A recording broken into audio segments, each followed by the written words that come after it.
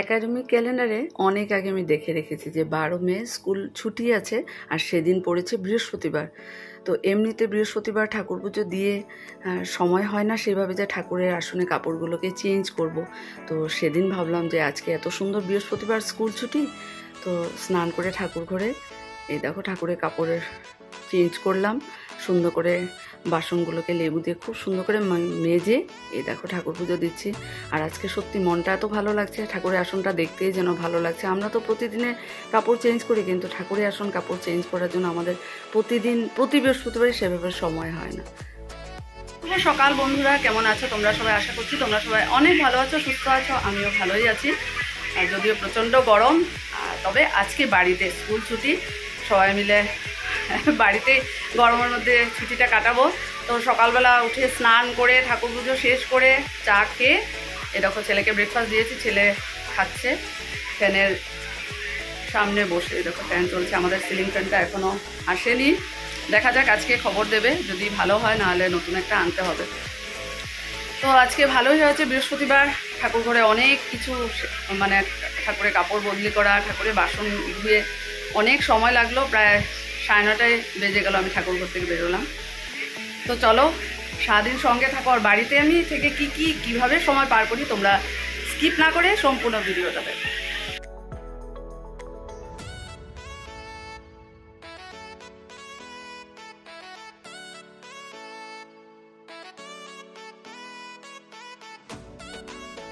একটাতে রুটি ছিঁড়ে গুড় দিয়ে নিয়েছি আর একটাতে চিনি দিয়ে।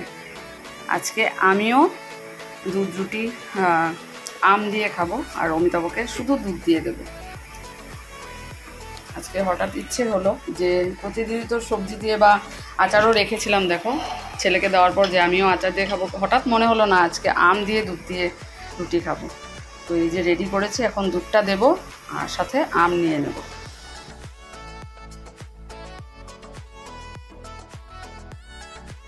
এত ভালো আজকে ব্রেকফাস্ট করেছি মানে বলার নেই। অনেক দিন পর আম দুধ রুটি দিয়ে দারুণ খেয়েছি, মানে এত ভালো লাগছে। আগে সত্যি খুব খাওয়া হতো দুধ দিয়ে আম দিয়ে রুটি দিয়ে বা মুড়ির সাথে বা চিড়া দিয়ে, আমার ভীষণ ভালো লাগতো। অনেক সময় আমি দুধও নিতাম না, আর আম দিয়ে ভাতের সাথে লাস্টে একটা থাকতোই, বাবা থাকতেও বলতো না আজকে লাস্টে আম দিয়ে খাবো। সেগুলো আর এখন কোথায়, এত ব্যস্ততার লাইফ হয়ে গেছে, ছুটি থাকলেও সেগুলো আর ভাবার সময় হয় না। স্কুল থাকলে তো সেগুলো মানে মাথাতেই আসে না যে এগুলো খাবো ব্রেকফাস্ট। সত্যি আজকে অনেক দিন পর খুব ভালো খেয়েছি, দারুণ লাগলো। তো ডাল তরকারি রান্না করাই আছে, পরে এসে পটল ফ্রাই করব আর ভাত করব। আর এখন যাব, প্রজ্বলিতা এসেছে, আজ ছুটি বলে ওকে বলে দিলাম যে সকালবেলায় ক্লাসটা করে যাবে। তো জাস্ট এসেছে, ক্লাসে বসেছে, চলো আমিও যাই। আর রোদের তাপ দেখো, কাপড় জামা দিয়ে আবার উল্টে পাল্টে দেওয়ার জন্য মনে হয় না বাইরে যাই, এত রোদে হিট, মানে এক রোদে শুকিয়ে যাবে, প্রচণ্ড মানে হিট আর কি বলবো। তবুও বাড়িতে আছি, অনেকটা রিল্যাক্স। চলো ক্লাসে যাই, পরে আবার আসছি।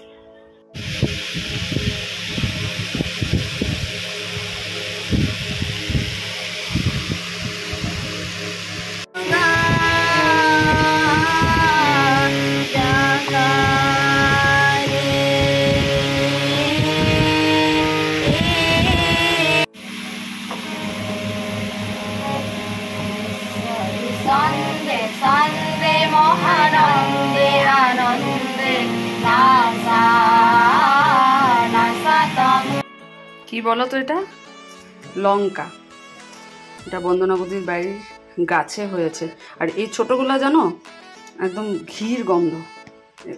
মরিচটা একটুই যদি এরকম করে এইভাবে টিপে দিই, এত সুন্দর স্মেল, মানে সত্যি মনে হচ্ছে ঘি দিয়ে ভাত খাচ্ছি, এত দারুণ মানে গন্ধ।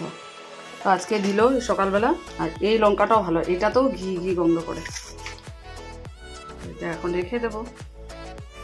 ক্যাপসিকাম কাটলাম, ক্যাপসিকাম ভাজা করবো, ভেবেছিলাম পটল ভাজা করব না, পটলটা রেখে দিলাম। আর এখানে দেখো স্যালাড বানাবো, এটা লেকনা স্যারের বাড়ি থেকে দিয়েছিল, নিজের বাড়ির আর কি।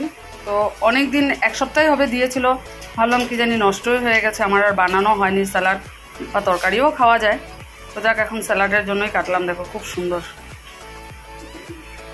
দেখো কাঁচা লঙ্কা এই বৌদি যে দিয়েছে এটাই আজকে দেব। চলো, আর এখানে ছেলের জন্য আলু ফ্রাই করব। ভাত হয়ে গেছে, সালাড বানিয়েছি, নুন দিয়ে দিয়েছি, শুধু চাট মশলাটা বাকি, আর আধাটুকু রেখে দিয়েছি। দেখতে দেখো, আমার ছেলে বলছিল মা এটা বোধহয় পচে গেছে। আমি বললাম না না, এটা দিয়েছি স্যার এরকম, কবে থেকে কাটবো আজকে বললাম না সালাডই বানিয়ে নিই। শসা দিয়ে আলু দিয়ে তরকারিও গরম গরম খুব ভালো লাগে। ভাজা বসিয়েছি আর আলুটা বাকি আছে। টিউবওয়েলের ঠান্ডা জল ভরে দিল অঙ্কিতার মা। এটা এখন ফ্রিজের জলটা আমরা খাই না, ফট করে ঠান্ডা লেগে যাবে। টিউবওয়েলের জলটা খাওয়া যায়, ঠান্ডা থাকে, কিন্তু একসাথে এতগুলো ভর্তি করা হয়েছে, একটুক্ষণ বাদেই এটা কিন্তু গরম হয়ে যাবে। তো ফ্রাই করা কমপ্লিট। এখন এই দেখো থালা ধুয়ে রেখেছি, এখন সবার লাঞ্চ রেডি করে তারপরে যাবো। অমিতাভ একটু রেস্ট করছে, ডেকে দেবো ওকে। ফাইনালি ফ্রাই সব কিছু হয়ে গেছে, আর একটা খুব মুচমুচে করে এটা লাস্ট ফ্রাইতে করছি ছেলের জন্য। আর এখানে যে আমাদের সবার লাঞ্চটা রেডি করবো, আর এখন নিয়ে যাবো। ভীষণ গরম লাগছে, দেখো আমার অবস্থা দেখো, আর গ্যাসের সামনে থাকলে না আরো বেশি গরম লাগে এখন। চলো, তো টেবিলে নিয়ে আসলাম, সব কিছু রেডি হয়ে গেছে। অমিতাভকে ডাকছে ছেলে, একটু রেস্ট করছে। সালাড, এখানে মসুর ডাল, এই হলো চাল কুমড়োর তরকারি, ফ্রাই। চলো,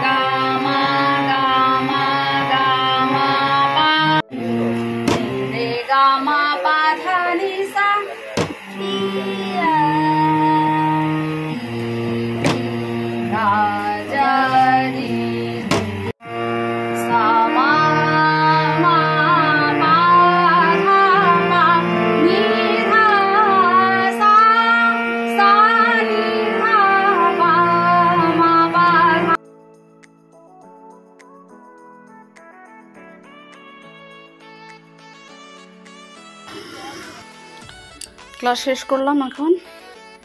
এখন বাজে রাত 8টা, অনেকটা লেট হয়ে গেল। গরমের জন্য ক্লাস সব লেট হয়েছে। ওরা আসবেও এত দেরি করে, কারণ কি এত রোদের মধ্যে আসবেই বা কী করে। তো যাক, এখন শেষ করলাম, এখন যাব চা বানাবো। ফ্যানটা সত্যি খুব কাজের হয়েছে, ক্লাসের জন্য পুরো অ্যাপ্রোপ্রিয়েট। চলো, কাল তো আবার সকাল সকাল স্কুল, অনেক তাড়াতাড়িও বেরোতে হবে। তো এদিকে তাকিয়ে দেখছিলাম কোথায় মানে নোংরা দেখা যাচ্ছে। এগুলো জুলাই মাসে বন্ধ পাবো তখন করবো। এই দেখো, বুঝেছো, সব সময় করার সময় হয় না। চলো, হারমোনিয়ামটা এখানে রেখে দেবো, তারপর রেখে দিলাম সব কিছু। চলো, এখন যাব রান্নাঘরে।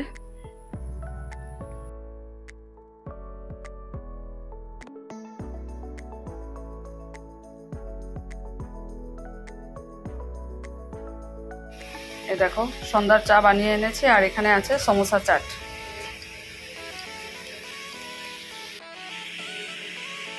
Samosa chaat pure veg. রাতে ডিনারও কমপ্লিট হলো, আর আজকে তোমাদেরকে সেগুলো শেয়ার করলাম না। আর এখানে দেখো আমার জলের ফ্লাস্কটা আর অমিতাভর জন্য চানা ভিজিয়ে রাখলাম। চলো, আজকের জন্য এখানেই টাটা, গুড নাইট।